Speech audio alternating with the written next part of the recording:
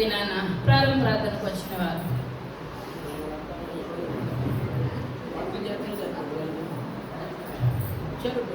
సాయం చేయడానికి వచ్చారు, మీరు వదిలేసేయండి. వంటలు చేయడానికి వచ్చిన వదిలేసేయండి.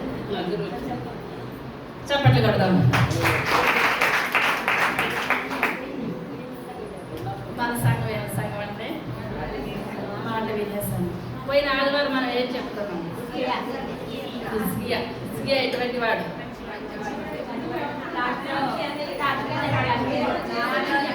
కానీ అంటే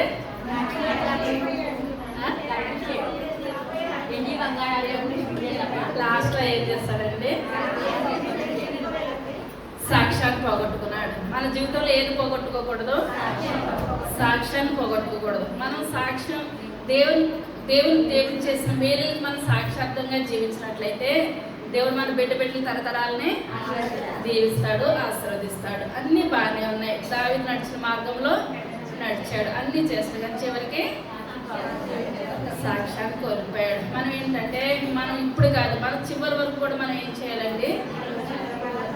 మన పరుగుని పోరాడాలి. పౌలు గారుల గురి వద్దకు పోరాడాలి. ఒక దినాన్ని చెప్పుకునే వాక్యము ఆదికాండము 14వ అధ్యాయం 14వ వచనం.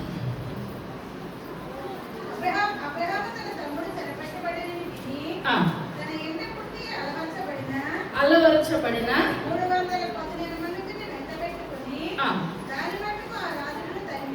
చాలా చిన్న ప్రార్థన చేస్తుంది.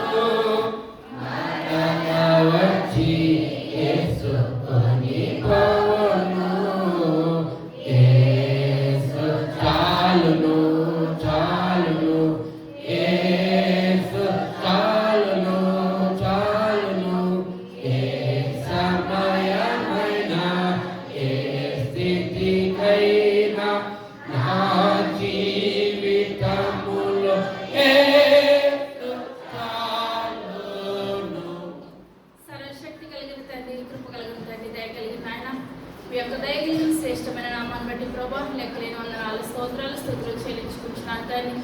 అయ్యా ఈ యొక్క దినాన్ని ఆయన పునరుద్ధానం దినం ప్రభా మీ యొక్క సన్నిధిలో తండ్రి. అయ్యా మీ మాటలు నాయన వినడానికి వచ్చిన మమ్మల్ని అందరినీ దీవించండి ప్రభా, ఆశీర్వదించమని అడుగుచున్నాను తండ్రి. అయ్యా మీ మాటల్లో గొప్ప శక్తి ఉన్నది ప్రభా, మీ మాటల్లో గొప్ప జీవం ఉన్నది ఆయన. అయ్యా మీ యొక్క సన్నిధిలో జీవించిన వారు నాయన కుడికి కానీ ఎడమ కానీ త్రుటిలో అవకాశం ఎంత మాత్రమూ లేదు ప్రభా. అయ్యా మేమందరం నాయన మీ బిడ్డలు ప్రభా, మీ యొక్క రక్తంతో కడగబడ్డాం ప్రభా.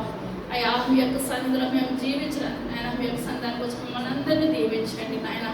అయ్యా మా పరుగు నాయన చివరి వరకు కొనసాగించే గొప్ప భాగ్యాన్ని దయచేయండి నాయన. చెప్తున్నాను మరుగుపరచండి నాయన. మీ యొక్క పరిశుద్ధ ఆత్మశక్తి చెప్పగలిగే శక్తిని నాకు దయచేయండి నాయన. వినగలిగే శక్తిని బిడ్డలందరికీ దయచేయండి. వాక్యానుసారమైన జీవితాలను అందరికీ దయచేయమని త్వరగా రాబోచున్న యేసయ్య నామమున వేడుకొంచున్నాము తండ్రి. ఆమేన్. ఇప్పుడు చదువుతున్నాం మళ్ళీ. అబ్రహాము తన తమ్ముడు చెరపట్టబడినని విని తన ఇంట పుట్టి అలవర్చబడిన ఎంతమంది అండి? పనివారు 318 మంది. ఆ రాజులను తరిమెను,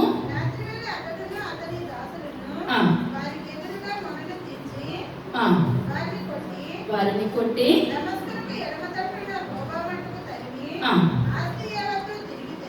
ఆస్తి యావత్తు తిరిగి తెచ్చి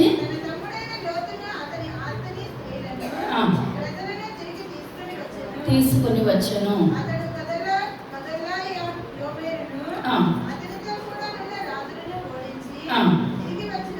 తిరిగి వచ్చినప్పుడు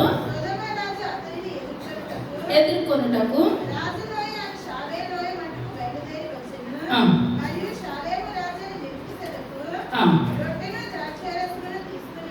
రొట్టెను ద్రాక్షరసమును తీసుకొని వచ్చాను.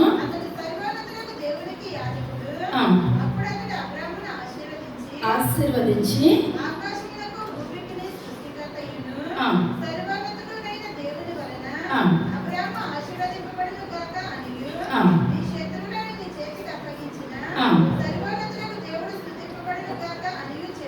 చాలండి.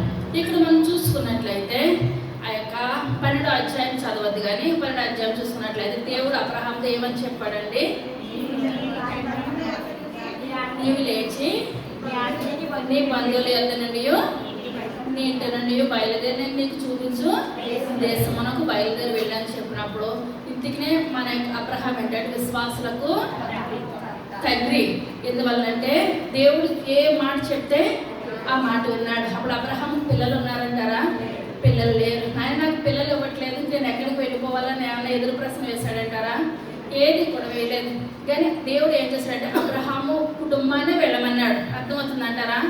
నీ యొక్క బంధువులందరినీ విడిచిపెట్టేసి నేను నీకు ఏ ప్రాంతం అయితే చూపిస్తాను అక్కడికి వెళ్ళిపోమని చెప్పినప్పుడు కూడా ఎవరు బయలుదేరారండి? లోతు కుటుంబం బయలుదేరిపోయింది. బయలుదేరిపోయినప్పుడు అబ్రహాము మాట తీయలేకపోయాడు. మాట తీయలేక ఇద్దరు కూడా కలిసి ప్రయాణం అయ్యారు.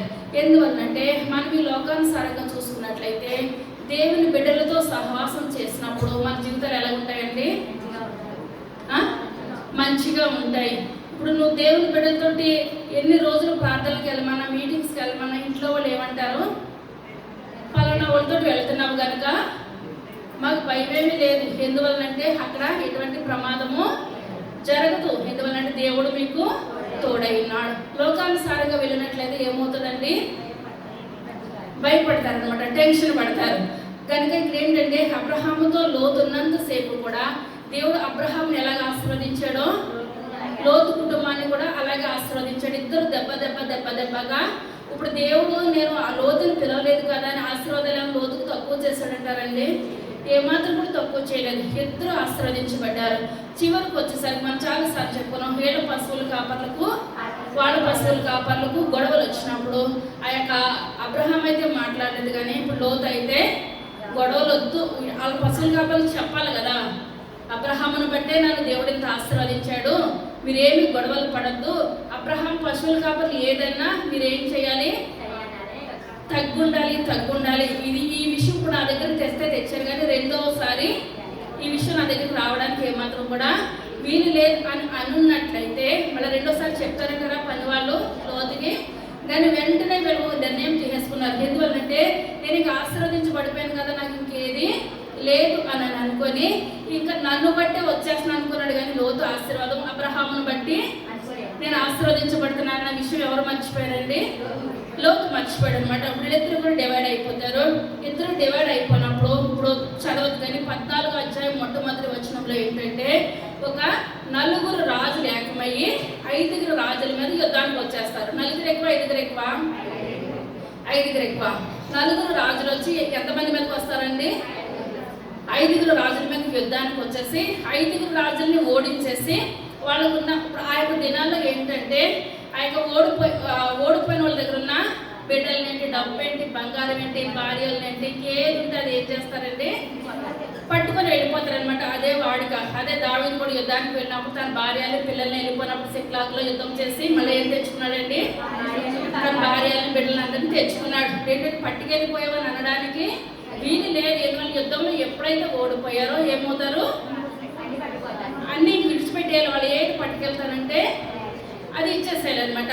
ఇప్పుడు ఇక్కడ ఏంటంటే ఇప్పుడు సొదొమ గుమార రాజు ఇప్పుడు ఏమైందంటే ఓడిపోయాడు. ఇప్పుడు సొదొమ గుమార పట్టణంలో ఎవరున్నారు? లోతు ఉన్నాడు అనమాట. లోతు ఉన్నందుకు సొదొమ గుమార రాజునే పట్టుకెళ్ళిపోయారు కదా, ఇంక లోతు ఏమన్నా లెక్కకు వస్తాడంటారా? ఏది కూడా లేదు. ఇప్పుడు అక్కడ ఉన్న అందరినీ కూడా పట్టుకొని వెళ్ళిపోయారు. వాళ్ళతో పాటు లోతుని తన కుటుంబాన్ని, తన భార్యని, పిల్లల్ని అందరినీ కూడా పట్టుకొని వెళ్ళిపోయారు. పట్టుకొని వెళ్ళిపోయిన తర్వాత ఆ యొక్క విషయం తెలిసింది. ఎవరికి తెలిసిందంటే అబ్రహాముకు తెలిసింది. అబ్రహమా, నీ యొక్క సోదరుడు కుమారుడైన లోతు కుటుంబం ఏమైపోయింది? చెరపట్టబడిపోయింది. అప్పటికెళ్ళి చాలా దూరం తీసుకెళ్ళిపోయారు లోతు కుటుంబాన్ని. అప్పుడు అబ్రహాముకు తెలిసి ఆ యొక్క కత్తులతోటి కరాటాలతోటి అబ్రహాం వెళ్ళలేదు. కానీ ఇప్పుడు పనివాళ్ళని యుద్ధ వీరులను కూడా తీసుకొని వెళ్ళలేదండి అబ్రహాం. తన ఇంట పుట్టిన పనివారు. కుటుంబంలో ఎంతమంది మనుషులు?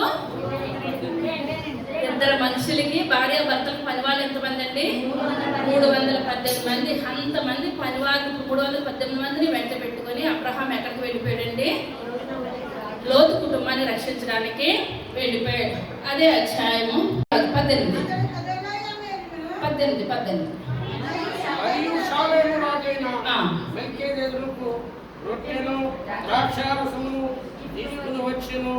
అతడు సర్వోన్నతుడగు దేవునికి యాజకుడు. ఎవరు పట్టుకొచ్చారండి ఇక్కడ? షాలేము రాజు పట్టుకొని వచ్చాడండి. ఎవరు పట్టుకొని వచ్చాడు? అబ్రహాం దగ్గర తీసుకొని వచ్చాడు అనమాట. ఏమేమి పట్టుకొని వచ్చాడు? రొట్టె, ద్రాక్షరసం. ఎవరని రాయబడినదండి? యాజకుడు అనమాట. ఆయన ఒక పాస్టర్ గారు, ఒక దైవజనుడు. ఎవరి దగ్గర పట్టుకొని వచ్చాడు? అబ్రహాం దగ్గర పట్టుకొని వచ్చాడు. రొట్టె, ద్రాక్షరసం మనకు దేనికి సాదృశ్యము? ఆయన యొక్క శరీరానికి రక్తానికి సాదృశ్యం. అబ్రహాం దగ్గర పట్టుకొని వచ్చాడు. అబ్రహాం ఏం చేస్తారండి? వద్దని పంపించేశారా? పంపించలేదు. ఇప్పుడు అబ్రహాం దేవునితో మగ మాట్లాడే వ్యక్తే. కానీ ఒక దైవజనుడు పట్టుకొచ్చినప్పుడు అబ్రహాం గారు ఏం చేస్తారండి? ఆయన శరీరాన్ని తీసుకున్నారు, రక్తాన్ని తీసుకున్నారు. అప్పుడు దైవజనుడు అబ్రహాంని ఏం చేస్తాడండి? ఆశీర్వదించాడు. దేవుడే నన్ను ఆశీర్వదిస్తున్నాడు, ఆశీర్వాదాలు వద్దని నన్ను అడిగినా ఏమాత్రం కూడా అనలేదు. అబ్రహాము ఆయన రొట్టె తీసుకున్నాడు, ద్రాక్షారసం తీసుకున్నాడు. అనగా దేవుని యొక్క శరీరము రక్తము తీసుకున్న తర్వాత దేవుని యొక్క ఆశీర్వాదాలు కూడా తీసుకున్నాడు. అక్కడి వరకు బాగా. తర్వాత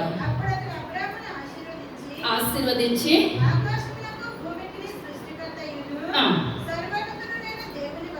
దేవుని వలన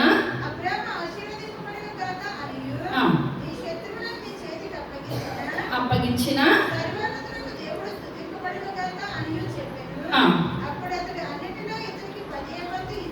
10వ వంతు ఇచ్చాను. తర్వాత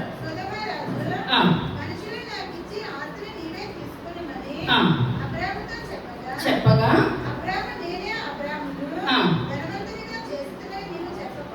చెప్పకుండానట్లు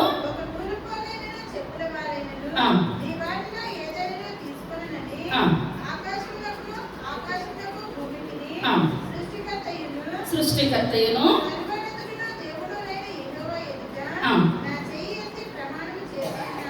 చాలండి. ఇప్పుడు ఇక్కడ ఏంటంటే, ఇప్పుడు ఇంతమంది రాజులు ఓడిపోయినప్పుడు ఎవరి ద్వారా వీళ్ళకి విజయం వచ్చిందండి? అబ్రహామును బట్టి విజయం వచ్చింది. అబ్రహామును బట్టి విజయం వచ్చినప్పుడు ఆ యొక్క సొదొమ రాజు అబ్రహామును నిన్ను బట్టే కదా నాకు ఇంత విజయం వచ్చింది, మళ్ళీ మా కుటుంబాలని మా యొక్క ఆస్తినంతా నువ్వు తెచ్చిచ్చావు కనుక ఇప్పుడు ఇప్పుడు ఎవరన్నా అయితే మనకి చిన్న పని చేస్తానన్నప్పుడు పర్సంటేజ్ ఎంత ఇస్తామని ముందే అడిగేస్తారనమాట. నేను ఇప్పుడు ఏదైనా ఒక సైన్ పెట్టించాలనుకోండి ఎవరి ద్వారా, అధికారుల ద్వారా, నేను అది చేస్తున్నాను కనుక నాకు ఏమిస్తావు. ఇప్పుడు మనం అనుకుంటాము 10 రోజులు డ్యూటీ మానేసేసి వాళ్ళ దగ్గర వీళ్ళ దగ్గర తిరిగి బదులు నా డ్యూటీ నేను చేసుకుంటాను, అదేదో నీకే ఇచ్చేస్తాను, నువ్వు నిమ్మలంగా వెళ్ళి పని చేసి వచ్చేది. మనం ముందే వాళ్ళకన్నా ముందు మనమే చెప్పేస్తాం. ఇప్పుడు ఇక్కడ అబ్రహాం గారు డిమాండ్ చేయాలంటారా లేదా? ఇప్పుడు రాజులందరి దగ్గర డిమాండ్ చేయాలి, కానీ ఎవరి దగ్గర డిమాండ్ చేయలేదు. ఎవరిది వాళ్ళకి ఇచ్చేస్తా ఉంటే సొదొమ రాజు అంటున్నాడు, అబ్రహామా నువ్వు చాలా మంచివాడువు, కానీ నువ్వు ఏమి ఇచ్చినా నువ్వు తీసుకోవు కనుక నేను దేవునికి ఇస్తున్నాను అని అనుకుంటు. మనకి 10వ భాగం ఎంతో శాతం అండి? 10వ భాగము. ఇప్పుడు ఈ యొక్క రాజు అంటున్నాడు సొదొమ రాజు, నేను 10వ భాగం ఎవరికి ఇస్తాను? దేవునికి. ఇప్పుడు మనం దేవునికి ఇస్తలేదు కదా, యాజకులకి ఇస్తున్నాం. అలాగే ఇప్పుడు అబ్రహాంతో అంటున్నాడు, నేను 10వ భాగం నేను ఇస్తాను, నువ్వు తీసుకో అని అబ్రహాంతో అంటే అబ్రహాం అంటున్నాడు, నీ దగ్గర నేను నూనె పోగు తీసుకున్నా, నువ్వేమంటావు? నేను ఇచ్చిన దాన్ని బట్టి వాళ్ళు తింటున్నారు, నేను ఇవ్వకపోతే వాళ్ళకి తినడానికి లేదు, కట్టుకోవడానికి వస్త్రం కూడా లేదని నువ్వు మాట్లాడతావు. ఎందువల్లంటే దేవుడు ఆ యొక్క ముందుగానే దేవుడు అబ్రహాంని ధనవంతుడిగా చేశాడంటే ఎలా చేశాడండి? ధనవంతుడిగా చేశాడనమాట, ఆస్తికర్తగా చేశాడు. ఎందుకు ప్రతి విషయంలో కూడా లోబడుతున్నాడు కనుక ఇతను ఎలా ఆశీర్వదించబడుతున్నాడండి? ధనవంతుడిగా కొద్ది గొప్ప ఆశీర్వాదాలు కాదు, మరి ముందు అతను షాలేము రాజు వచ్చి నేను ఆశీర్వదిస్తున్నానంటే నీ ఆశీర్వాదాలు నాకు ఎందుకని అన్నాడా?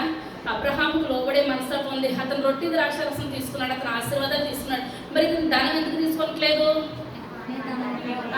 ఇప్పుడు ఈ డబ్బు ఇస్తేనే నువ్వు ఇచ్చినందుకే నేను ధనవంతుడా, నువ్వు మాట మాటగా అంటావేమో. నా దేవుడు నన్ను ఎప్పుడో ధనవంతుడిగా చేసేసాడు తప్పించి నీ ఆస్తి నాకు ఏమాత్రము కూడా వద్దే వద్దు. మొన్నంటే ఇన్కమ్ ట్యాక్స్ ఆఫీసరు ఒక ఆఫీసర్ని పట్టుకున్నారంట. అతని జీతము ఆ యొక్క ఫోన్లో వచ్చింది 60,000 80,000 జీతం అంట. చాలా మంది చూసే ఉంటారు. ఒక పేద అతను ఏదో సంతకం పెట్టమనని అంటే ఒక 20,000 లంచం అడిగితే ఆ ఇన్కమ్ ట్యాక్స్ ఆఫీసర్లో పట్టేసుకున్నారు. పట్టేసుకుంటే ఇంటికి వెళ్ళిన తర్వాత వాళ్ళు చూడగా బాత్రూంలోనూ బంగారమేనంట. ఎక్కడ చూసినా కట్టెల 200 కోట్లు మిగిలిపోయి అంటండి. ఎంతండి? 200 కోట్లు ఉన్నవాడికి పేదోడి దగ్గర ఒక 20,000 వదిలేయచ్చు కదా.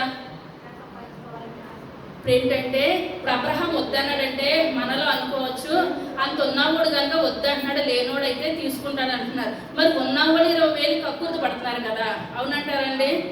ఉన్న వాళ్ళకి ఎక్కువ ఆశ ఎక్కువ ఉంటుంది, లేని వాళ్ళకే ప్రేమ ఉంటుంది. ఏమో మనకు డబ్బు కలిగితే మనం ఏం చేస్తాము, అందుకనే దేవుడు మనల్ని ఎలా పెట్టేసాడు. ఇక్కడ ఏంటంటే అబ్రహాం అంటున్నాడు, నిన్ను బట్టి నాకు ఆస్తి వచ్చిందని నువ్వు అనుకుంటావేమో, నీ దగ్గర నూలు పోగైనాను నాకు ఏమాత్రం వద్దు అని అనేసి లోతు బిడ్డల్ని లోతు యొక్క ఆస్తిని అంతని కూడా ఇచ్చేసాడు. కానీ దేవుని చిత్తము అప్పటికైనా లోతులో పశ్చాత్తాపం వచ్చి అబ్రహాంలో కలిసిపోతే మంచిగా ఉండను. దేవుని చిత్తం ఇలా జరగలో అక్కడ కుదిరేసాడు. ఇప్పుడు ఏంటంటే మన పితరుడైన అబ్రహాము ధనవంతుడా కాదా? ధనవంతుడు. అబ్రహాం తర్వాత ధనవంతులు ఎవరు?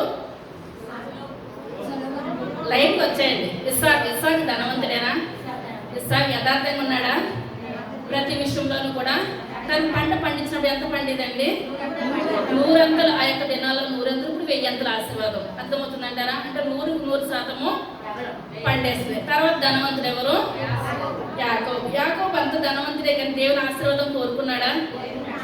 ఆస్తి అంతా విడిచిపెట్టేసి యేసుప్రభా నువ్వు నన్ను ఆశీర్వదిస్తేనే కానీ నేను కదలనంటే కదలను. వీళ్ళందరూ కూడా ఏంటంటే వీళ్ళకి లోకానుసారమైన ఆశీర్వాదంతో పాటు పరలోక ఆశీర్వాదం కూడా వాళ్ళకు ఉన్నది. మనకి ఏంటంటే గట్టిగా మనకి కోట్ల మీదకి ఎక్కితే ఆదివారం గుడే మర్చిపోతాం, అవునంటారండి? చాలా శాతం ఏంటంటే మేము ఎంజాయ్ చేసేదే ఆదివారం, కానీ మనకి ఏది లేకపోతే దేవుని 24 గంటలు నిద్ర కూడా లేకుండా మనం స్తుతిస్తాం. మనకు అన్ని కలిగి ఉన్నప్పుడు స్తుతించాలి, అవునంటారండి? కానీ ఇప్పుడు అబ్రహాము ధనవంతుడు, ఇస్సాకు ధనవంతుడు, యాకోబు ధనవంతుడు, తర్వాత యేసేపు కూడా ధనవంతుడే. కానీ ప్రార్థన జీవితం మానుకున్నాడు అంటారా? యేసేపు ఆశీర్వాదాలు వచ్చినాయి. తన కుమారులకు కూడా యేసేపు కుమారులు ఎవరండి? మనష్షే, ఎఫ్రాయిము. వాళ్ళని కూడా దేవుడు ఏం చేస్తాడండి? బహుగా ఆశీర్వదించాడు. తర్వాత ఆశీర్వాదాలు ఎవరికి? దావీదు. దేవుడు నామానికి వందనాలు. దావీదు కోటేశ్వరుడే అని అంటారా? కోటేశ్వరుడే. దావీదుకు ఆశీర్వాదాల్లో లేవా? ఆశీర్వాదాలు ఉన్నాయి. వీళ్ళు ఎంత ఆస్తిపరులైనా సరే దేవునికి ఎలాగిస్తున్నారంటే తమ స్థానాన్ని రాజా ఇంటి కూడా దేవునికి ఇచ్చే స్థానాన్ని వాళ్ళు దేవునికి ఇస్తున్నారు. ఇప్పుడు దావీదు తర్వాత ఎవరు? సొలొమోను. సొలొమోను పేదోడు అంటారా? ఎంత ఆశీర్వాదం వచ్చింది సొలొమోనుకి? ఐశ్వర్యం ఘనత అన్ని కూడా వచ్చేసినాయి అనమాట సొలొమోనుకి. తర్వాత యోబుకున్న ఆశీర్వాదాలు అయితే ఎంత అంతా కూడా కాదు. యోబుకు ప్రార్థన జీవితం తగ్గిందంటారా?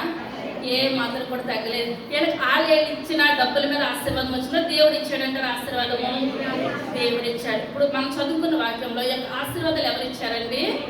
దేవుడు ఇచ్చాడు తప్పించి మానవులుగా మనం ఒక కుటుంబం ఎప్పుడు కూడా ఏమీ చేయలేదు. కొద్దో గొప్ప మనకు దేవుడు ఇవ్వాలా, మనకు ఆశీర్వాదం కలగాల, మనకున్న అయితే లోటుపాట్లన్నీ కలగాలి. కానీ ఈ లోకంలో మానవులుగా మనం ఎవరిని మనం ఏమి మాత్రం కూడా చేయలేము అనమాట.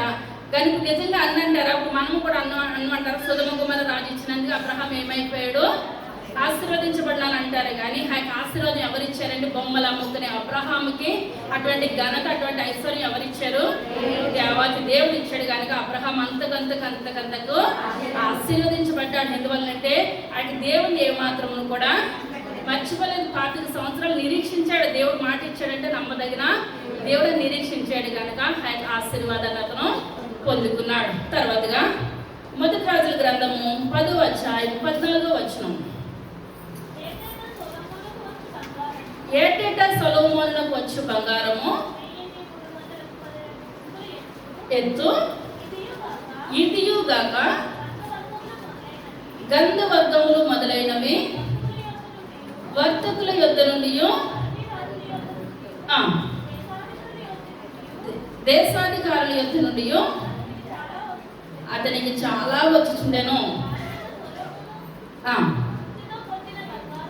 సుత్తితో కొట్టిన బంగారంతో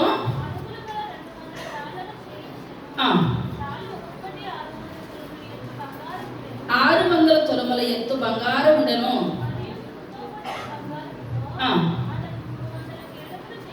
చేయించెను.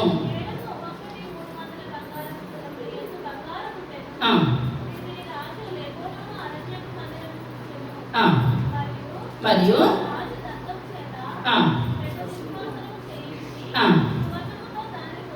పొదిగించెను.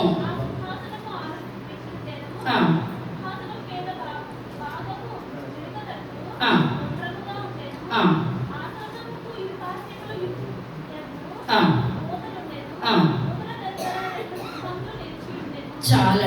ఇప్పుడు ఇదేంటంటే ఆ యొక్క సొలొమోను మహారాజు కష్టపడకుండా వస్తుందంట. ధనము ఎలాగొస్తుంది?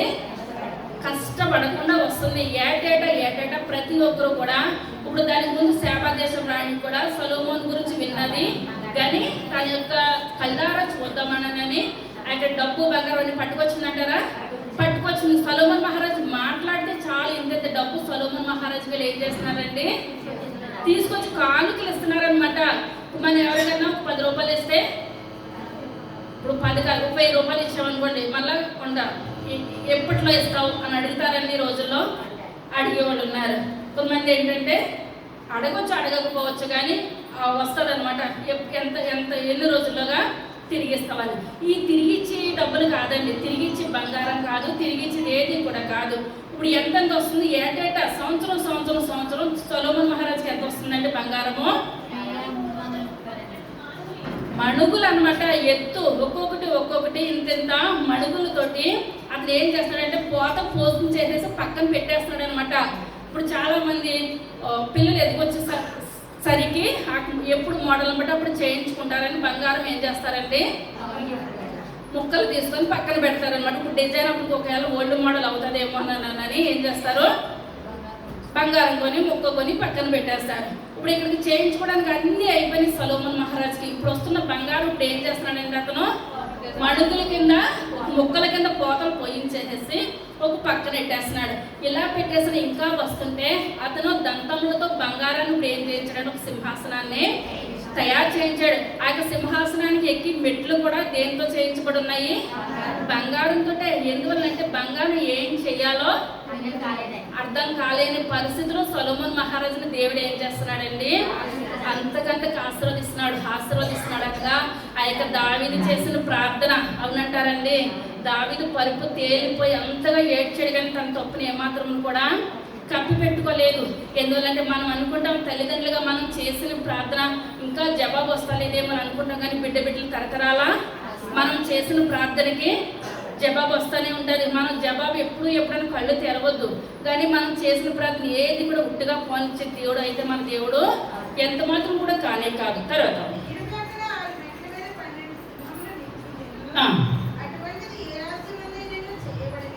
ఎక్కడ ఉందంటండి? ఎక్కడైనా ఉందంటారు అటువంటిది? ఏ రాజ్యంలో కూడా అలాంటిది చేయబడలేదంటే. తర్వాత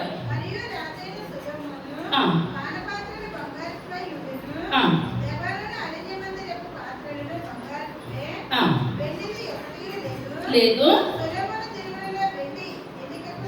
వెండి ఏమి రాలేదంటండి?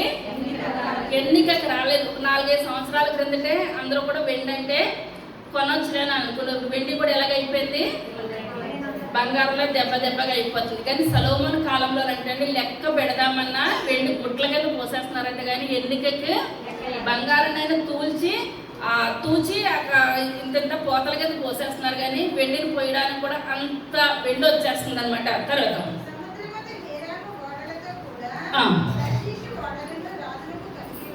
ఇప్పుడు ఏం కలిగి ఉన్నాయండి? వాడలు కలిగి ఉన్నాయి. తర్వాత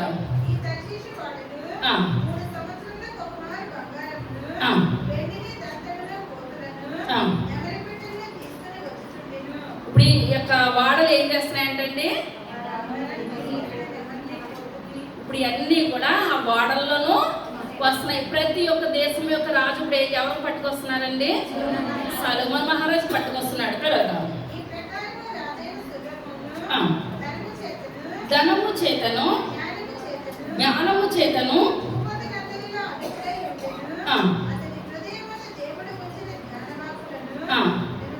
వినుటకై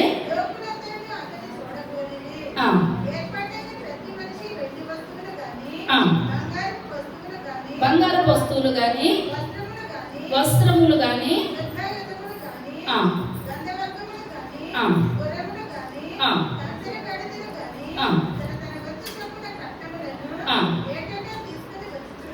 చాలండి. ఇప్పుడు ఇతనికి ఏటేటా ఏం చేస్తున్నారంటే ఎంత ఖర్చు పెట్టుకున్నా సరే ప్రతి ఒక్కరు కూడా. ఇప్పుడు దావీదు అయితే భయంకరమైన యుద్ధాలు చేశాడు. సొలొమోనుకి అక్కడ యుద్ధాలు చేసే పని కూడా ఏమాత్రం కూడా లేదు. కానీ బంగారం పెట్టుకునే స్థలం కూడా లేని స్థితిలో దేవుడు ఏం చేస్తాడంటే సొలొమోన్ని బహుగా ఆశీర్వదించాడు. ఇంత అంత కూడా కాదు. కొంతమంది అయితే అతని జ్ఞానాన్ని చూడడానికి కొంతమంది వస్తున్నారు. ఆయన ఒక మాట మాట్లాడితే చాలు అనుకున్న వాళ్ళు కొంతమంది వస్తున్నారు. ఇంకా రకరకాలుగా ఇప్పుడు ఇంత బంగారం పట్టుకొని వచ్చి సొలొమోను ముఖం కనబడితే చాలు, ఒక్క మాట మాట్లాడితే చాలు అని రకరకాలుగా వస్తుండగా సొలొమోన్ మహారాజుని ఒక స్త్రీ వచ్చి పరీక్షించిన నాకు ఇంత జ్ఞానవంతుడు అంటున్నారు కదా అని ఆ యొక్క శాపదేశ్వరుని గోడ నిండా కూడా ఫ్లవర్స్ పెట్టి అందులో ఒకటి మామూలు ఫ్లవర్ పెట్టి ఈ ఫ్లవర్లు అన్నింటిలో ఒకటి పెట్టాను, మామూలు న్యాచురల్గా చెట్లకు పోసేది, మిగిలినన్ని కూడా ప్లాస్టికే నువ్వు చెప్పుకోవాలని అన్నదంటండి. అసలు ఆ జ్ఞానాన్ని పరీక్షించినప్పుడు సొలొమోన్ మహారాజు ఏం చేస్తాడంటే ఒక తేనెటైనా వదిలేడంటండి. అది వదిలినప్పుడు ఎక్కడికి వెళ్తుంది?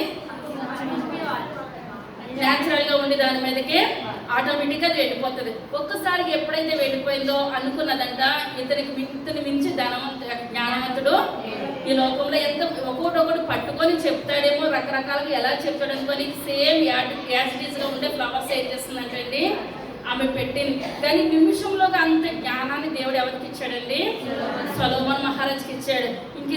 ఇతని మీద ఇంకెవరు యుద్ధానికి వస్తలేదు. అతని జ్ఞానాన్ని ఎవరు కూడా పరీక్షించడానికి వస్తలేదు. నిజంగా జ్ఞానవంతుడు మనకి జ్ఞానాన్ని ఇవ్వాలన్నా, ఐశ్వర్యాన్ని ఇవ్వాలన్నా, ఆరోగ్యం ఇవ్వాలన్నా ఎవరి చేతిలో ఉన్నదండి?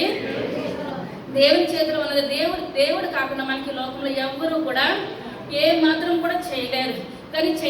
ఇప్పుడు చిన్న ప్రశ్న అనమాట ఏంటంటే, ఇప్పుడు మన బైబిల్ చదువుతున్నాం కదా, దేని బైబిల్ చదువుతున్న వాళ్ళు చేతుల పైకి ఎత్తండి.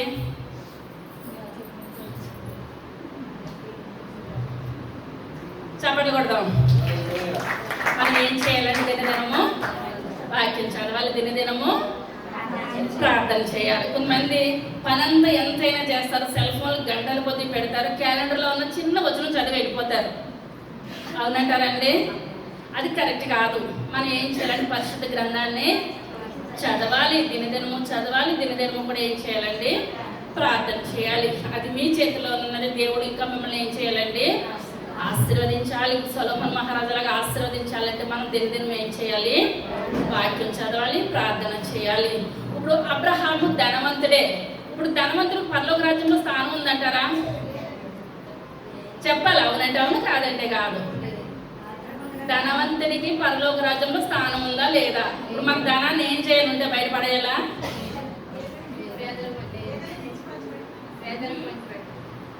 ఏదో ఒకటి చెప్పండి. ఉంది లేదు కాదు, ఉందా లేదా? ధనవంతుడికి పరలోక రాజ్యంలో స్థానం ఉందా లేదా? లక్ష్మి గారు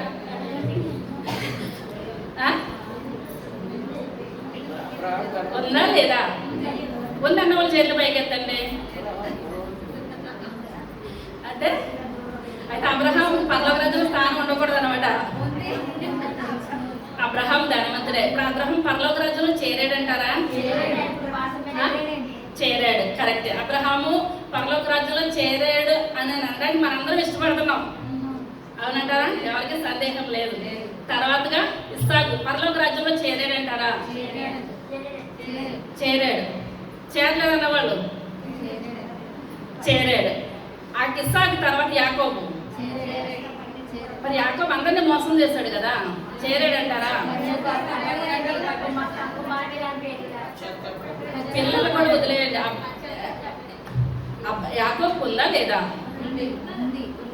ఉంది. యాకోబు తర్వాత యేసేపు ఉందా? యేసేపు. ఇప్పుడు అందరు దావీదుకు ఉందా? దావీదుకు ఉంది. అన్ని ఉంది ఉంది ఉంది అంటారు. ఇప్పుడు మనం చెప్పుకున్నాం కదా, సొలొమోనుకు ఉందా లేదా? చెప్పాలి. సొలొమోను పరలోక రాజ్యం ఉందా లేదా? లేదు అన్న వాళ్ళు చేతులు పైకి ఎత్తండి. అంటే పైన సొలొమోను మహారాజు చూస్తున్నాడు మిమ్మల్ని. చెప్పాలి. సొలొమోను మహారాజుకి ఇప్పుడు మీరైతే మిమ్మల్ని మార్కులు ఏమన్నారని అనుకోండి, 100కిలో ఎంత వేస్తారు? సొలొమోను మహారాజుకి పరలోక రాజ్యంలో చేరాలని అని ఎంత వేస్తారు? మణి 100 వేసేస్తుంది మణి. ఇంకా ఎంత వేస్తారు సొలొమోను మహారాజుకి మార్కులు? అసలు ఉందా లేదా?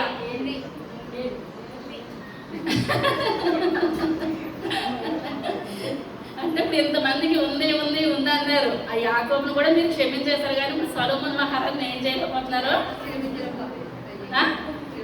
క్షమించలేకపోతున్నారు. చెప్పాలి. ఫైనల్ గా చెప్పాలి. ఉందా లేదా?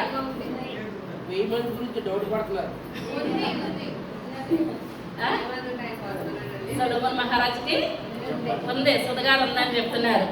లాస్ట్ లో చూసుకుందాం ఉందా లేదో మీరే చెప్తారు. కానీ తర్వాతగా మనం చూసుకున్నట్లయితే లూకా సువార్త 12వ అధ్యాయము 16వ వచనం.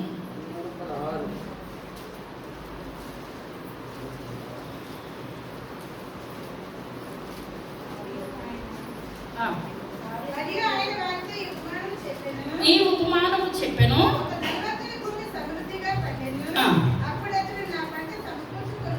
సమకూర్చుకొనుటకు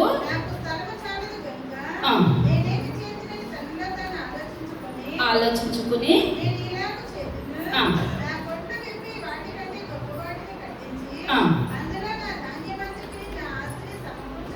సమకూర్చుకుని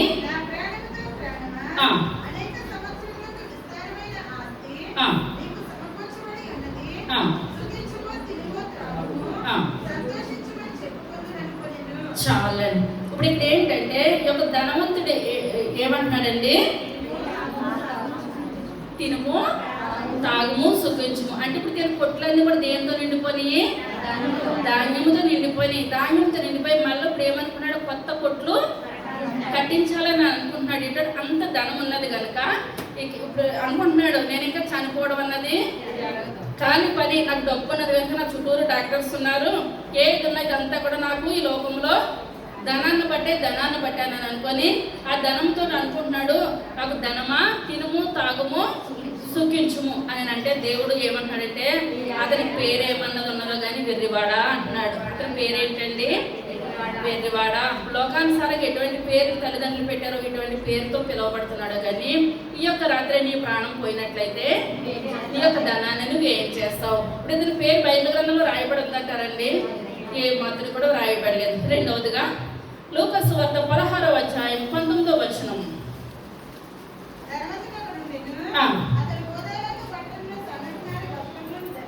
వస్త్రములను ధరించుకుని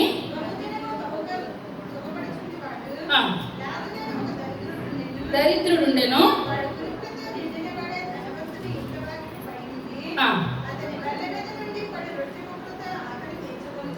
తీర్చకుని గోరెను.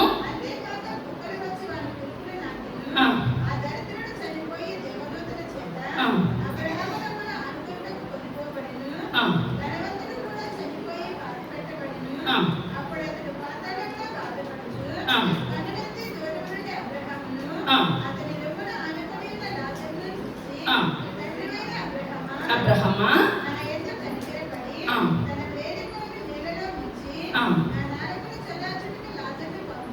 చాలండి. ఇప్పుడు ఇక్కడ ఈ పేరు ఏం పేరండి? ధనవంతుడి పేరు. ధనవంతుడు అంటే ఇతని పేరు జీవగ్రంథంలో రాయబడలేదు. ఇప్పుడు పేదవాడైన ఎవరి పేరు రాయబడినది? లాజరు పేరు రాయబడినది అనమాట. ఇక్కడ ధనవంతుడు లాజరు ఉన్నప్పుడు ధనవంతుడు బహుగా ఇప్పుడు ఉన్న కూడా పిల్లలు చూస్తే తిన్నది తక్కువ, జల్లేసింది ఎక్కువ. జల్లేసిన వాళ్ళ తల్లిదండ్రులకి ఏమనిపిస్తుంది? ఒకటి నోట్లో పెట్టుకున్నా చాలా తృప్తి పడతారు, కావాలంటే వాళ్ళు తినాలి. కానీ అటువంటివి అనేకమైన పెడతారు. ఇప్పుడు లేని వాళ్ళ పిల్లలు ఉన్నారంటే కిందవి కూడా వాళ్ళ పరిస్థితిని బట్టి మనం అలాగ అనొద్దు. కానీ ఏంటంటే ఆ కింద పడేసి తిన్నా తల్లిదండ్రులు తిని అని అనుకుంటారు. పిల్లలకు కూడా ఏమనిపిస్తుందండి, తినాలని అనిపిస్తుంది అనమాట. కానీ ఇక్కడ ఏంటంటే ఆ యొక్క ధనవంతుడు రొట్టె తింటుంటే కింద ఏం చేస్తున్నాడంటే తినేది తక్కువ, కింద పడేసేది ఎక్కువ అయినప్పుడు ఆ యొక్క లాజరు వచ్చి కింద పడిన రొట్టె ముక్కలు తింటుంటే ధనవంతుడు ఏం చేస్తున్నాడండి, అవి కూడా తీసుకొని అవి తుడిసేసి డ్రైనేజ్లో వేయిస్తున్నాడు. కానీ ఆ రొట్టె ముక్కలు కూడా తినవట్లేదు. కానీ ఇద్దరు చనిపోయారు. మనం ఎంత సంపాదించుకున్నా మన ఆయుష్ 60 సంవత్సరాలు లేక 70 సంవత్సరాలు, 70 మీదకి వెళ్ళిందంటే ఆయాసము దుఃఖమే, అంతే. అంతకు మించి ఏది కూడా లేదు. మన కరెక్ట్ ఆయుష్ ఎంత అండి, మన పని మనం చేసుకునే ఆయుష్ ఎంత, 60 సంవత్సరాలు అంతవరకే. అంతకు మించి మనం ఎక్కువ బ్రతికంటే బోనస్ అనమాట, దేవుడు ఇచ్చింది. కానీ ఎంత వాళ్ళ మీద ఆధారపడకుండా మన పనులు మనం చేసుకుంటూ బ్రతికితే చాలు, అంతే.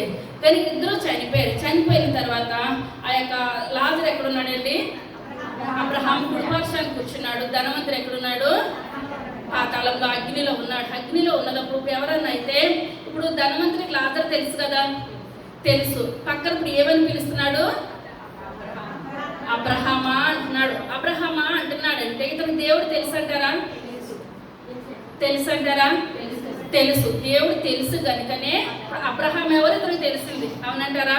ఇప్పుడు అబ్రహాం చిత్తాన్ని బట్టి లాజరు ధనవంతుడి దగ్గరికి రావడానికి ఉంటుంది. కానీ అబ్రహాం పర్మిషన్ లేకుండా ఈ లోకంలో లాజరు దగ్గరికి రావడానికి, ధనవంతుడి దగ్గరికి రావడానికి ఏమాత్రం కూడా పర్మిషన్ లేదు. కానీ ఇప్పుడు ఏమంటున్నాడండి, అబ్రహామా నీ దగ్గర ఉన్న లాజరు చిటికిన వేలుతోటి నాకు దాహం తీర్చు. చాలా మంది యూట్యూబ్లో ఫేమస్ అవడానికి కూడా దేవుడిని ఏం చేస్తున్నారండి, నిందిస్తున్నారు, అవమానపరుస్తున్నారు. కానీ ప్రతిదీ కూడా పరలోక రాజ్యంలో ఏం చేసుకుంటారు వాళ్ళు, లెక్క ధనవంతుడు ఎలా లెక్క అప్పగించుకుంటున్నాడో వీళ్ళు కూడా ఏం చేస్తారంటే అండి, లెక్క అప్పగించుకుంటారు. మరి ఈ లోకంలో ఏది చేసినా ప్రతిదీ కూడా పరలోక రాజ్యంలో మనకు తీర్పు ఉన్నదనని, దేవుడు మనకి న్యాయాధిపతి అయిన దేవుడు అనని, అక్కడ ఎటువంటి రికమెండేషన్లు కూడా ఎంత మాత్రం లేవని మనం ఏం చేయాలండి, గ్రహించాలి, గుర్తుంచుకోవాలి.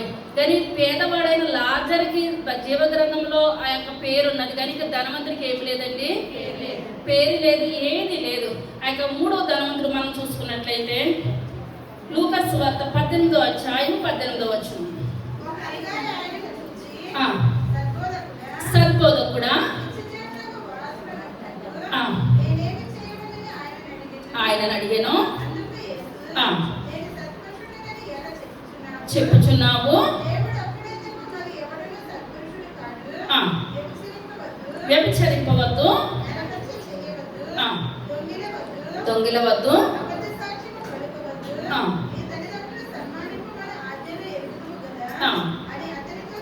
చెప్పాను.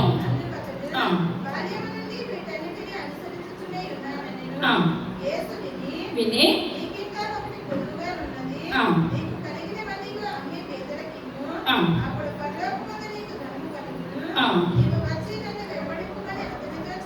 ఇప్పుడు ఇతను ఏం చేస్తాడండి, అమ్మాడంటారా, ఏది కూడా అమ్మలేదు. వెనక్కి ఏం చేస్తాడు, మారు మాట మాట్లాడకుండా వెళ్ళిపోయాడు. ఇప్పుడు ఇతని పేరు కొని రాయబడి ఉన్నదంటారా, ఏమాత్రం కూడా రాయబడలేదు. ఎందువల్లంటే ఇప్పుడు అబ్రహాం ధనవంతుడే, అన్ని విడిచొచ్చేస్తాడండి. విడిచొచ్చేసినప్పుడు పేదవాడికి అబ్రహాం ఉంచాడా దేవుడు, ఏమాత్రం కూడా ఉంచలేదు. ఆస్తి కరెక్ట్గా ఉంచాడు. అబ్రహాం ఆశీర్వదించబడిన వాళ్ళు ఆశీర్వదించబడతారని కూడా ఇక్కడ బైబిల్ ఏమనుందండి, రాయబడి ఉన్నది. కానీ ఇక్కడ కూడా ఇప్పుడు ఇతను ఏం చేస్తాడండి, ఇతను కూడా ధనవంతుడు. ఇంకొక ధనవంతుడు లూకా సువార్తలో లూకా సువార్త 19 మొట్టమొదటి వచ్చింది.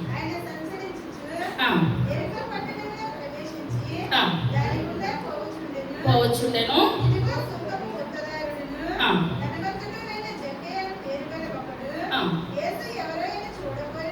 చూడగోరెను గాని పొట్టివాడైనందున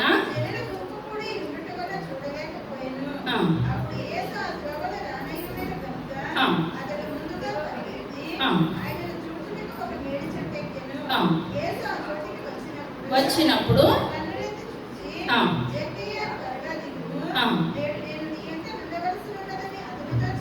చాలండి. 4వ ధనవంతుడి పేరు ఏం పేరంటే జక్కయ్య. ఇతను ధనవంతుడే పేరు ఎందుకు రాయబడింది అంటారు బైబిల్ గ్రంథంలో, రక్షణ పొందాడు. ఇంకేంటంటే దేవుణ్ణి వెంబడించాడు. తనకు ఎప్పుడైతే యేసు ప్రభువుని చూశారో ఈ ఆస్తితో నాకు ఏమాత్రం కూడా సంబంధం లేదు, ప్రభువా మీరే కావాలి. యాకోబు కూడా దేవుని గోజాడాడు, ఆస్తి పిల్లలు ఏది నాకు వద్దు ప్రభువా, మీరు ఆశీర్వదిస్తేనే కానీ నేను మిమ్మల్ని విడిచిపెట్టను. దేవుడు ఆశీర్వాదాలు ఇచ్చాడు, బిడ్డల్ని ఇచ్చాడు, భార్యల్ని ఇచ్చాడు, ఆస్తిని ఇచ్చాడు, అందరిని ఇచ్చాడంటారా? ఇచ్చాడు. కానీ మన దేవుడు మన భేదవాళ్ళుగా చేసే దేవుడు అయితే మన దేవుడు ఎంత మాత్రం కూడా కాదు. కానీ ఒక పూట కొరకు చేస్తామని నమ్మేశాడు. మనం ఏం చేస్తామంటే ఒక్కరోజు ఆదివారం పేమెంట్కి చూస్తాం.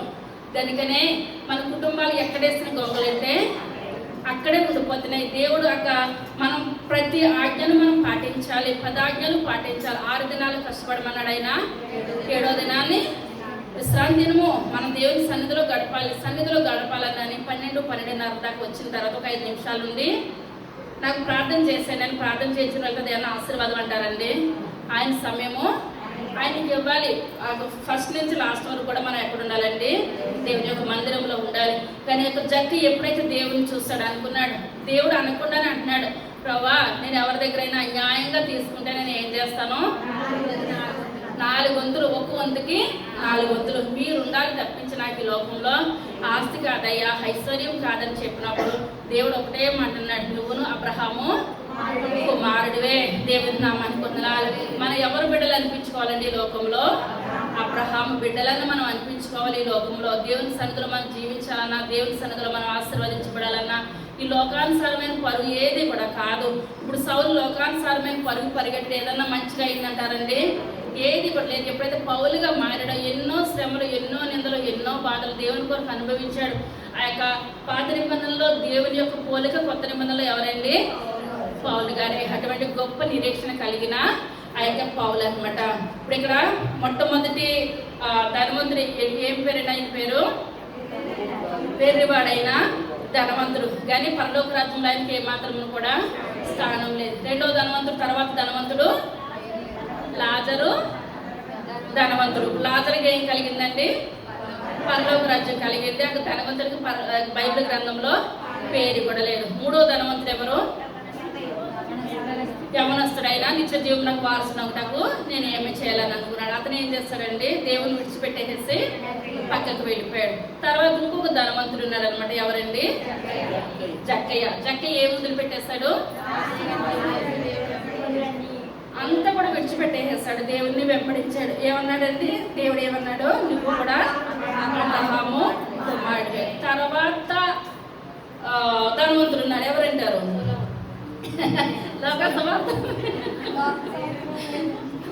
లోకసువార్తలోనే లోకసువార్త కన్నా కొంచెం మంచిగా ఉండాలని యోహాను సువార్త 19వ అధ్యాయం 38వ వచనం.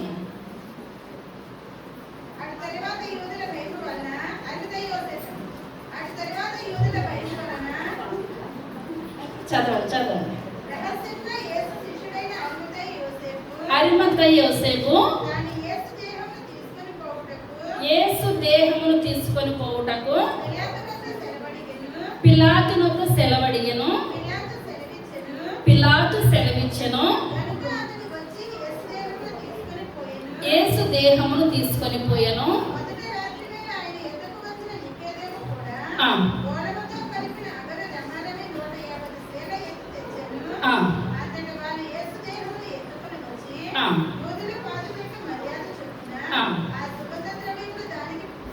చాలండి. ఈ యొక్క ధనవంతుడు ఏం పేరండి? అరిమతయి యోసేపు. ఈయన కూడా ధనవంతుడు. దేవుని కొరకు పనిచేస్తాడంటారండి?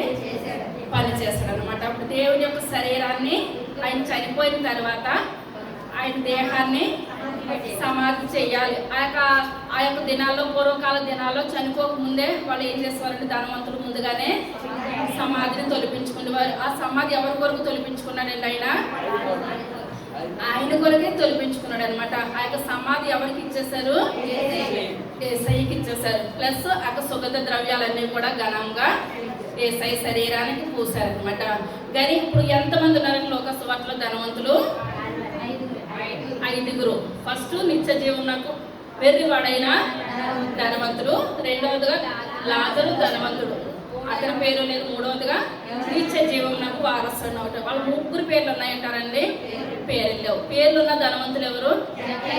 జక్కయ్య, అరిమత్త యేసేపు. వీళ్ళిద్దరు పేర్లు ఉన్నాయని వీళ్ళు దేవుని కొరకు ఎలా జీవించారండి?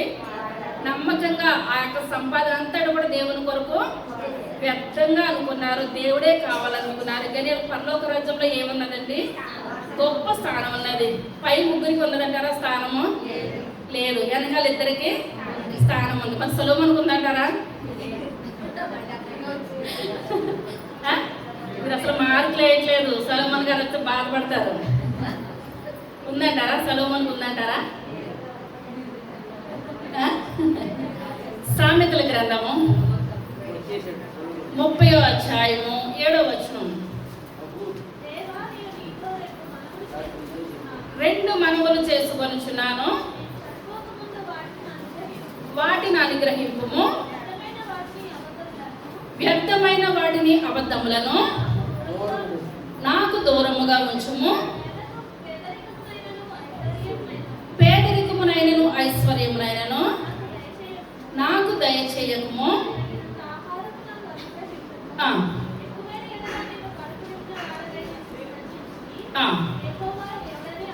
యెహోవా ఎవడనందునేమో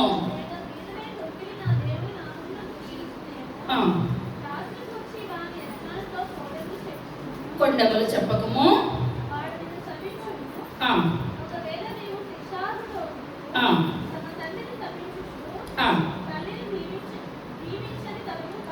చాలండి. ఇప్పుడు ఇదంతా కూడా ఈ యొక్క అధ్యాయం ఎవరు రాస్తారండి? అగూరు రాశారనమాట. ఇప్పుడు అగూరు ఇప్పుడు ఏమంది రాశాడంటే, పేదరికమునైనను ఐశ్వర్యమునైనను నాకు దయచేయము. ఒకవేళ చాలా మంది అంటారు మాటకు ముందు మాట వెనకాల, నేను పేదవాడిని అనుకుని నాతో ఎవ్వరూ కూడా మాట్లాడతలేదు, నేను పేదవాడిని అనుకుని మా ఇంటికి చుట్టాలు ఎవరో బంధువులు ఎవరో వస్తలేదు, నేను ఒకరు పెట్టి స్థితి లేదు, నేను మాటకి ఏమంటారు పేదవాడిని ఇదో పట్టా తగిలించేసుకుంటారనమాట. ఏమని? ఇలాగా. ఇప్పుడు ఒక అగూరు అంటున్నాడు, ఒకవేళ పేదవాళ్ళు ఇప్పుడు దేవుని సన్నిధిలో నిత్యము కూడా ప్రభువా ప్రార్థన కూడా నేను పేదోడిని నాయన ఇదే ప్రార్థన తప్పించి, ప్రభా నాకు అటువంటి ఆహారం దయచేస్తున్నావు అయ్యా, వస్త్రాన్ని దయచేస్తున్నావు, నాకు ఆరోగ్యం దయచేస్తావు, పని చేయడానికి నాకు తగిన శక్తినిచ్చావు, నీకు చాలు ప్రభా అన్న వాళ్ళు ఉంటారండి. 7 అంతస్తుల బిల్డింగ్ ఎత్తే ప్రభా నీకు మోకాల మీద నుంచి లెగను అంటాం తప్పించి మనకి ఇచ్చిన దాంట్లో తృప్తి పడమన్నమాట. ఇప్పుడు పేదవాడు ప్రార్థన ఎలా ఉంటుందండి? పేదోడు. ఐశ్వర్యవంతుడు ఏమంటాడంటే, ఐశ్వర్యం ఎక్కువైన ఎడలా దేవుని మర్చిపోతాడు, తేనె కొట్టినైనాను తొక్కేస్తాడు అనమాట. ఇప్పుడు ఐశ్వర్యవంతుడికి ఆదివారం 12 అయినా పడుకొని లేవరు. మనం 12 అయ్యేసరికి 10ంటికి ముందే మనం చర్చలో ఉంటాం. ఎందువల్లంటే మనకు దేవుడు పేదరికం దయచేయడం గొప్ప భాగ్యం. చప్పట్లు కొట్టండి. ఏం కావాలండి? పేదవాడిని అయి ఉండడము గొప్ప భాగ్యం. దేవుడు మనకు మంచి ఆరోగ్యం ఇచ్చాడు. 2 కాళ్ళు మంచిగా ఉన్నాయి, 2 చేతులు మంచిగా ఉన్నాయి. దేవుని మనం చప్పట్లు కొడుతున్నాం, అన్నీ చేస్తున్నాం, దేవుని స్తుతిస్తున్నాం, ఆరాధిస్తున్నాం, దేవుని ఎందుకు భయభక్తులు కలిగి ఉన్నాయి. కానీ అన్నీ మనకు ఐశ్వర్యం ఉంటే దేవుడు ఎవరో అని అనేస్తాం అనమాట. అగూరు అంటున్నాడు, నేను ధనవంతుడైన ఎడలా నేను దేవుని దూషిస్తాను. కానీ ధనవంతులందరూ కూడా దూషించలేదు. యోబు దూషించాడంటారా? దూషించలేదు. కానీ చాలా మట్టికి ధనం వచ్చిందంటే మనం దేవుడిని ఏం చేస్తామండి? మర్చిపోతాం.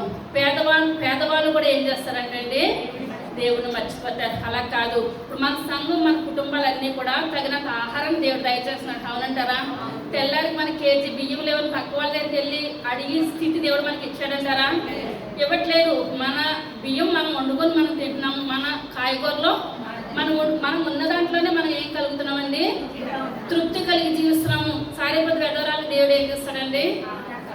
ఏ పూట ఆహారం ఆ పూటే, కానీ 10 రోజులకు సరిపడగా పెట్టలేదు. కానీ దేవుని చిత్తము అంతవరకే. కానీ మనకి నాయన తెల్లారి బియ్యం లేవు, నా పిల్లలు వస్తుంటారన్న స్థితి దేవుడు మనకు కలిగజేస్తాడంటారండి? ఏ మాత్రం కలిగించలేదు. అగూరు అదే అంటున్నాడు, ప్రభా నన్ను పేదవాడిని కింద వద్దయ్యా, ఐశ్వర్య కింద నన్ను వద్దయ్యా, నాకు ఎలా కావాలి? తగినంత ఆహారం దయచేసినట్లయితే నేను నా కుటుంబము యెహోషువ భక్తుడు చెప్పినట్టు ఎవరిని స్తుతిస్తామండి? యెహోవానే స్తుతిస్తాం. తర్వాత మార్కు సువార్త 10వ అధ్యాయం 23వ వచనం.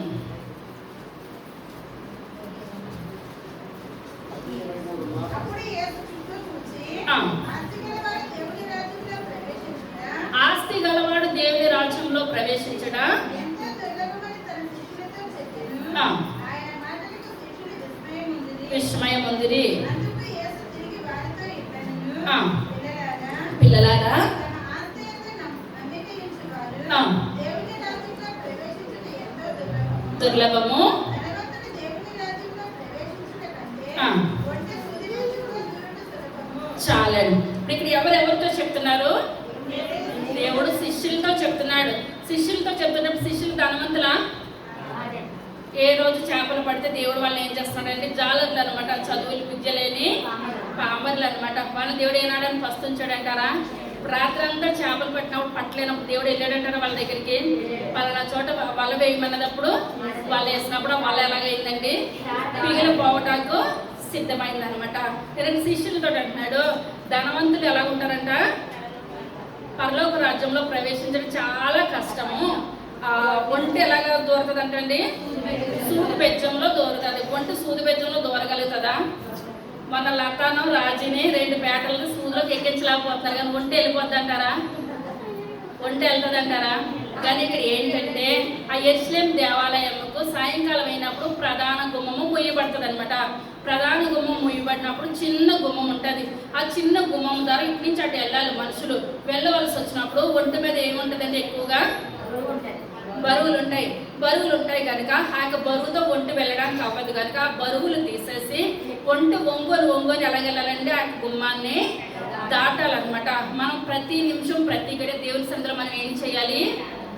వంగి ఉండాలి. ప్రతి ఒక్క మోకాలైన సన్నిధిలో వంగాలి. ప్రతి ఒక్క నోరు దేవుని స్తుతించాలి, ఆరాధించాలి. ఈ యొక్క గుమ్మం ఉన్నప్పుడు ఒంటి గురించి దేవుడికి చెప్పేది ఏంటంటే 2 ఇలాగా వస్తుంది.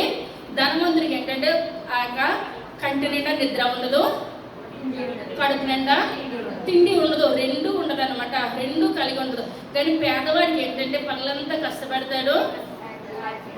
ఆ కళ్ళు మూసారంటే ఉదయం వరకు కూడా ఏమాత్రం కూడా నిద్ర పట్టకపోవడం అన్నది కానీ, స్లీపింగ్ ట్యాబ్లెట్స్ వేసుకుంటాం అన్నది కానీ ఏది కూడా ఉండదు. కనుక ఆరోగ్యవంతంగా తెల్లారేసి మళ్ళా పనికి వెళ్ళడానికి అవుతుంది. ధనవంతుడికి అటువంటిది ఉండదు. ఇక్కడ దేవుడు మాట్లాడుతున్నాడు అనమాట. ఆ యొక్క సూది బెజ్జంలో ఒంటన్న దూరుతుంది, కానీ ధనవంతుడు పరలోక రాజ్యంలో చేరటం చాలా దుర్లభం. ఎందుకంటే ధనవంతులు ఎక్కువగా కన్నీటి ప్రార్థన కానీ, ప్రార్థనా జీవితం కానీ, దేవుని భయభక్తులు కానీ ఏమాత్రం కూడా కలిగి ఉండరు. బైబిల్లో మన పితరులు కలిగి ఉన్నారు, కానీ ఈ లోకంలో ధనం ఉన్నట్లయితే ఎక్కువగా ధనం వైపే మన దృష్టి ఉంటుంది, కానీ దేవుని వైపు ఏమాత్రం కూడా ఉండదు.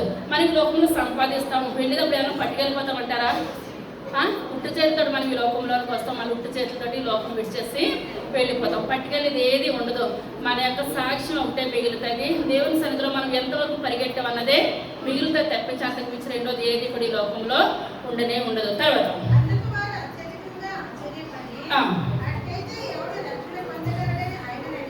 ఆయన అడిగిరి, అసాధ్యమే కానీ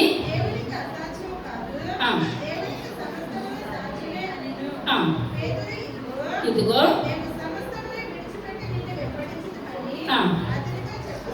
చెప్పసాగను.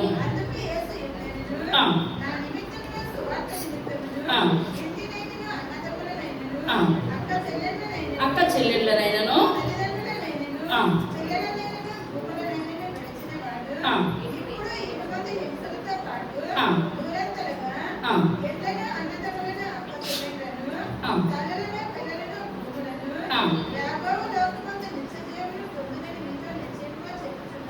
చాలండి. ఇప్పుడు దేవుడు ఏమంటున్నాడండి? అబ్రహాం వదులుకున్నాడంటారా? బంధువుల్ని ఆశ్రయాన్ని వదులుకున్నాడా? దేవుడు అబ్రహాం ఈ లోకంలోనే ఆశీర్వదించాడు, పరలోకంలో కాదు. అవునంటారా? మనం అనుకుంటాం ఇదంతా వదిలేస్తే ఎవరు చూసి వస్తారు, నన్ను పరలోకంలో దేవుడు ఆశీర్వదిస్తాడేమో, ఈ లోకంలో నా బాధలేనేమో అని అనుకుంటాం. కానీ కాదు, అన్నీ విడిచిపెట్టేసిన అబ్రహాం దేవుడు ఏం చేస్తాడండి? అంతకంతకంతకంత అత్యధికంగా దేవుడు అబ్రహాంని ఆశీర్వదించాడు. ఇప్పుడు ఇక్కడ ఏంటంటే అన్నదమ్ములనైనా భూములనైనా అన్ని విడిచిపెట్టుకున్నవాడు దేవుడు ఇప్పుడు ఏం చేస్తాడంటే అండి అత్యధికంగా అంతకంతకు దేవుడు ఏం చేస్తాడంటే మనందరినీ కూడా దీవిస్తాడు, ఆశీర్వదిస్తాడు. తర్వాతగా 1 తిమోతికి రాసిన పత్రిక 6వ అధ్యాయము 6వ వచనం.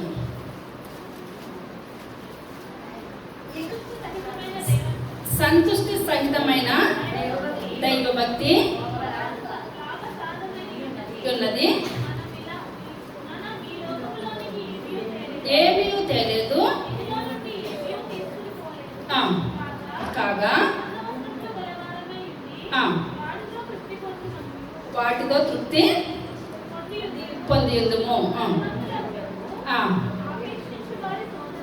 శోధనలోను ఊరిలోను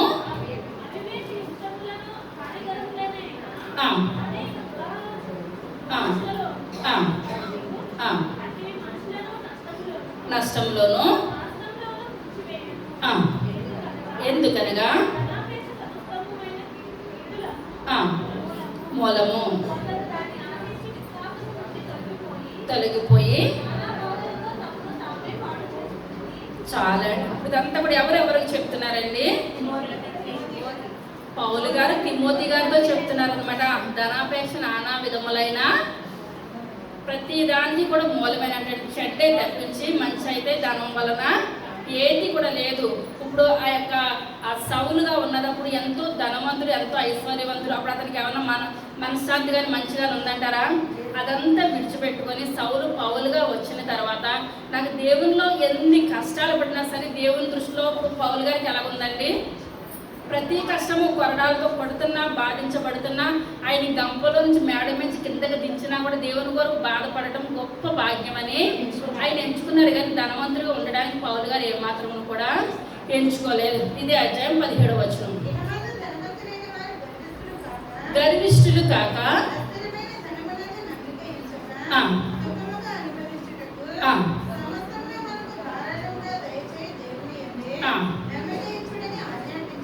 చాలండి. ఇప్పుడు ఏంటంటే ధనవంతులు కాదని కాదు, కానీ దేవుడు మనకి ధనం ఇచ్చినప్పుడు కూడా ఎవరిని మర్చిపోవద్దండి, దేవుని మర్చిపోవద్దు. ఇది మనకి దేవుడు చెప్పేది ఏంటంటే, ఇప్పుడు అబ్రహాం ధనవంతులుగా చేసిన దేవుని మర్చిపోలేదు, ఇస్సాకు ధనవంతులుగా చేసిన దేవుని మర్చిపోలేదు, ఆ యొక్క యాకోబు ధనవంతులుగా చేసిన నువ్వు ఆశీర్వదిస్తేనే కానీ నేను విడిచిపెట్టినంత దేవుడు పేరే మార్చేసాడంట. నీ పేరు ఇంకా యాకోబు కాదు, ఇశ్రాయేలు. నువ్వు అనేక మందికి నువ్వు తండ్రి అవుతావు. ఈ రకమైన ఆశీర్వాదాలు పొందుకున్నారు.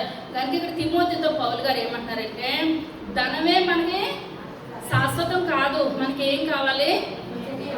నిత్య జీవమునకు మనం ఏం చేయాలంటే వారసులు అవ్వాలి. ఇది గొప్ప. ఈ లోకంలో మనం పరుగుపెట్టి పరుగుకి ఏంటంటే ప్రయోజనకరమైనది. మనం లెక్కేసుకుందాము. ఈ యొక్క సంవత్సరంలో ఆ యొక్క జనవరి నుంచి ఇప్పటి వరకు ఎన్ని సండేలు అయినాయి అండి? 27. ప్రతి వారం పాస్టర్ గారు చెప్తారు. మనం ఎన్ని సండేలు వచ్చినామని లెక్కేసుకుంటే మన జీవితం ఎలాగొందో మనకు తెలిసిపోద్ది. అవునంటారండి?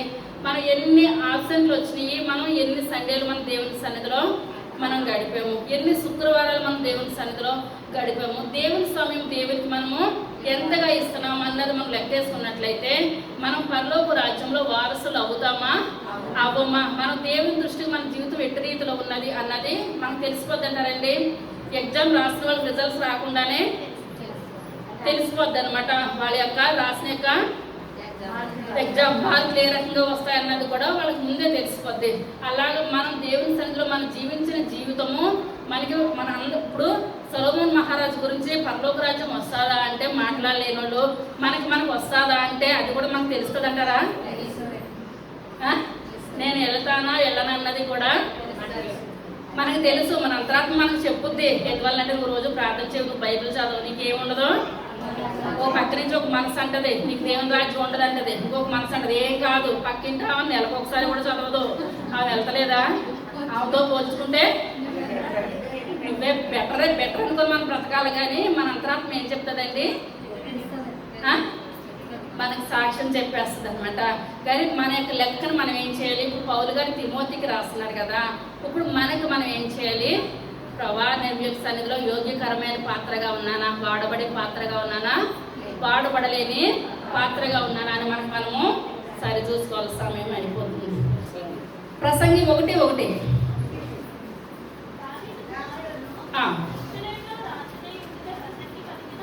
ప్రసంగి పలికిన మాటలు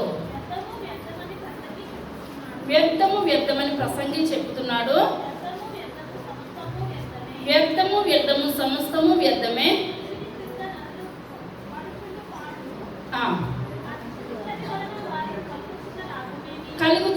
భాగమేమి? తరుము వెంబడి తరుము గతించిపోచున్నది, భూమి ఒక్కటే ఎల్లప్పుడూ నిల్చుచున్నది, సూర్యుడు ఉదయించును అస్తమించును, త్వరపడును,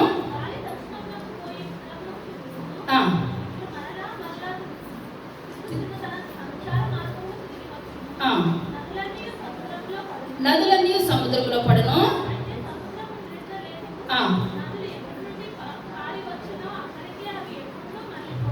చాలండి. ఇప్పుడు ప్రసంగి గారు ఇప్పుడు ఏంటంటే తన జీవితం అంతా అనుభవించేస్తాడు, అవునంటారండి. తనకి ఈ పూట లేదు అన్న స్థితి తన యొక్క తండ్రి అయిన దావీదు ఏం చేయలేదంటండి, కలిగించలేదు. దావీదు ఉన్న కాలంలోనే బంగారము వెండి అన్నీ కూడా మందిరాన్ని కట్టడానికని ఆ యొక్క సొలొమోను సమకూర్చేశాడు. ఇప్పుడు ఆ యొక్క దావీదు అయితే యుద్ధాలు చేసి సంపాదించాడు అనుకోండి, కానీ ఈ యొక్క సొలొమోను అయితే తన మాటను బట్టి ముందు చెప్పుకున్నాం కదా, ప్రతి ఒక్క దేశం వాళ్ళు కూడా పట్టుకొని వచ్చి ఏం చేసేవారు, సొలొమోనుకి ఇచ్చేసేవారు. ఇప్పుడు ఇంత కలిగిన తర్వాత అంతకు ముందు అయితే సొలొమోను ఫస్ట్ నమ్మకంగా ఉన్నాడు, యథార్థంగా ఉన్నాడు. ఇదంతా కలిగిన తర్వాత డబ్బు కలిగిన తర్వాత ఏం కలిగిందండి, భార్యలు. ఇప్పుడు ఏది చేసినా 1000 మందికి ఏం చేయాలండి, అతను ఒక ఇల్లు కట్టాడంటే 1000 ఇల్లు కట్టాలి, ఒక బంగారు ప్లేట్ చేస్తే 1000 బంగారు ప్లేట్లు చేయించాలి. ఇదంతా చేసి చేసి చేసి చేసి శరీరాశ, నేత్రాశ, జీవగుడము, అవునంటారండి. ఈ ఏవి కూడా తండ్రి వల్ల కలిగినవి ఎంత మాత్రమును కూడా కాదు అనమాట, ఈ లోకానుసారంగా పుట్టించుకున్నవే. అయితే ఇప్పుడు ఇదంతా కూడా లోకమంతా అనుభవించేసిన తర్వాత ఇప్పుడు సొలొమోను అనుకుంటున్నాడు, నాయన సమస్తము వ్యర్థమే, సూర్యునికి జరుగుతున్న ప్రతిదీ వ్యర్థమే. సూర్యుడు తన ఫలితాన్ని చేస్తాడు, ఉదయిస్తాడు, సాయంకాలం వచ్చి అస్తమిస్తాడు. నదులన్నీ కలిసి ఎక్కడికి వెళ్ళిపోతాయి, సముద్రంలోకి వెళ్ళిపోతాయి. చూసుకున్నట్లయితే ఇదంతా కూడా వ్యర్థమే. కానీ ఇప్పుడు ఏం కలిగి ఉండాలంటున్నాడండి, దేవుని యందు భయభక్తులు కలిగి ఉంటే జ్ఞానమునకు మూలమని చెప్తున్నాడు అనమాట. ఇప్పుడు ఇతనిలో పశ్చాత్తాపం వచ్చిందంటారా? ఇప్పుడు ఫస్ట్ కూడా ఏమి రాశాడు ఆ యొక్క సొలొమోను, సామెతలు రాశాడు. యవ్వన వయసులో ఉన్నదప్పుడు సామెతలు, అందుకే యవ్వనులు ఏం చదవాలి, సామెత. అప్పుడు మంచిగా ఉన్నాడు, సామెతలు రాసేస్తాడు. ఆ యొక్క నడు వయసు కొద్దానికి ఏమి రాస్తాడండి, పరమగీతాలు రాస్తాడు అనమాట. మంచి పట్టు మీద ఉన్నాడు, యవ్వనం మీద. ఇక్కడ ఇల్లు కడతాం, అక్కడ ఇల్లు కడతాం, అది చేయడం ఇది చేయడం, సోలమిది లెమ్ము రమ్ము ఇదంతా కూడా చేస్తున్నాడు అనమాట. మంచి వయసులో ఉన్నాడు. పరమగీతాలు రాసేటప్పటికి ప్రసంగి రాస్తాడు, వయసు అంతా అయిపోయింది. ఇప్పుడు అంటున్నాడు, వ్యర్థం వ్యర్థం వ్యర్థం, అయినా నేను తప్పు చేశాను ప్రభువాని సాష్టాంగ నమస్కారం చేస్తున్నాడు, అవునంటారండి. ఇప్పుడు సాష్టాంగ నమస్కారం చేసినప్పుడు దావీదు క్షమాగుణం అడిగినప్పుడు దావీదు దేవుడు క్షమించాడంటారా? క్షమించాడు. కానీ తప్పులు కప్పిపెట్టాడంటారా? కప్పిపెట్టలేదు. సొలొమోను మహారాజు ప్రసంగి రాశాడు, కానీ సొలొమోను మహారాజు తప్పులన్నీ కప్పిపెట్టాడంటారా? దేవుడు ఏది కూడా కప్పిపెట్టలేదు. మనం అనుకోవచ్చు సొలొమోన్ని ఆధారంగా తీసుకొని ప్రభు అయితే సొలొమోను మహారాజు చివరి వయసుకు వచ్చిన తర్వాత వ్యర్థం అనేసాడు. నేను ఇంకా వయసులో ఉన్నాను, దరిదాపు ఇంకో నాకు 10 సంవత్సరాలు బ్రతకొచ్చు, 15 సంవత్సరాలు బ్రతకొచ్చు. సొలొమోను మహారాజు లాగా నేను లాస్ట్కి వచ్చాక వ్యర్థం అంటానంటే దేవుడు అంటున్నాడు, ముందు చెప్పుకున్నా కదా, ధనవంతుడు వెర్రివాడా, ఈ రాత్రి నీ ప్రాణం పోతే అర్థమవుతుందంటారా? మనకి ఏంటంటే ఇదే అనుకూల సమయము, ఇదే రక్షణ దినం. ఇప్పుడు యేసయ్య పాదాల మీద పడ్డాడు అనమాట ప్రసంగి రాసేటప్పటికి. అదే 5వ అధ్యాయము 10వ వచనం. ద్రవ్యము చేత తృప్తి నందడు,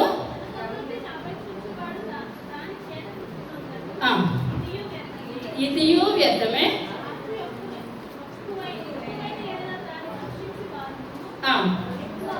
ఎక్కువగుదురు.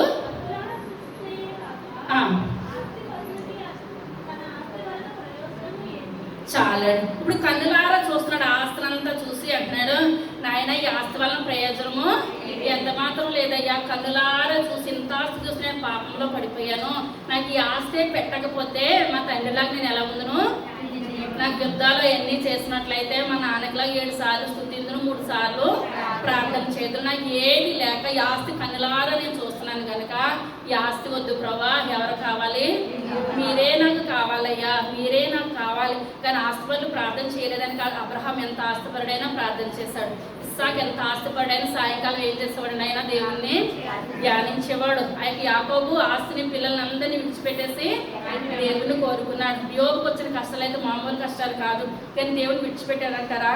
విడిచిపెట్టలేదు. కానీ యొక్క సొలొమోన్ ఎందువల్లంటే మనకు దేవుడు ఎక్కువ ఆస్తి ఎందుకు ఇవ్వట్లేదంటే మనం ఎక్కువ శాతం సొలొమోన్కి అండట్లే అవునంటారా? ఎక్కువ శాతం మనసు ఎలా వెళ్ళిపోతుందండి? శరీరాశ, నేత్రాశ, జీవగుణము ఇలా వెళ్ళిపోయి ఆ నరకంలో పడి కన్నా, 2 కళ్ళు కలిగి ఉండి నరకంలో పడి కన్నా 1 కన్ను కలిగి ఉండి దేవుని రాజ్యంలో ప్రవేశించడం మేలు. సమయం అయిపోయింది కదా ఫ్రెండ్స్. యాకోబు 1:9, 5:1 మీరు ఇంటికి వెళ్ళి చదువుకోండి. దేవుడు కొండ మీద ప్రసంగం చేస్తూ ఏమంటాడంటే, బీదలైన మీరు ధన్యులు పరలోక రాజ్యం మీది. మనకు పరలోక రాజ్యం కావాలి, కానీ లోకంలో అంటే ఆస్తి ఇచ్చినా మనం ఎవరిని మర్చిపోకూడదండి, దేవుని మర్చిపోకూడదు. మనం ఒకటే ప్రార్థన చేయాలి. ఏం ప్రార్థన అంటే, ప్రభా ఒకవేళ ఆస్తి ఎక్కువ అయితే సొలొమోను రోజులు పడిపోతానేమోనని ఆ గురులాగా ఏ పూట ఆహారమో ఆ పూట దయచేస్తున్నామేమో నాయన. ఏదైనా మీకు వందనాలు అయ్యా, నాకు ఆస్తి ఇచ్చినా మీకు వందనాలు, ఇవ్వకపోయినా మీకు వందనాలు. ఆస్తి ఇచ్చిన నరకంలో పడి కన్నా ఆస్తి ఇవ్వకుండా ఆ యొక్క లాజరు లాగా, లాజరు ఒక్క మాటని దూషించాడంటారండి. ఒక్క మాట కూడా దూషించలేదు. ప్రభా నేను ఎంతకాలం నాకు ఆస్తి లేదు మిమ్మల్ని దూషించానేమో, నేను లాజరులాగా నేను జీవిస్తానయ్యా. పరలోక రాజ్యంలో అబ్రహాం కుడిపార్శ్వాన లాజరులాగా నేను కూర్చుంటే కృపను నాకు దయచేయమని అందరూ పైకి లేచించుందాం. చిన్న ప్రార్థన చేసుకుందాం.